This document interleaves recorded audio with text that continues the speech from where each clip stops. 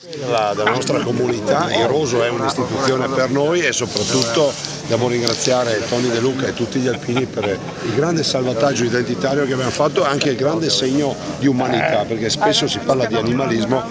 Tony De Luca li ha salvati assieme agli alpini, li ha salvati dal macello questi muli nel 1993.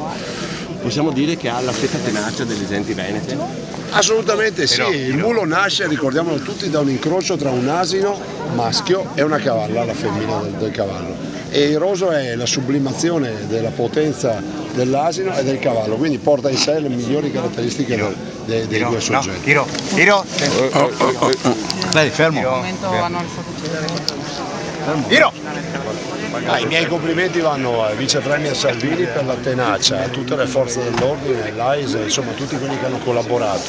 Devo dire che è cambiata la musica, è evidente che è cambiata la musica, tenacia e determinazione si sono sostituite a disattenzioni e spesso anche a qualcuno che faceva finta di non vedere.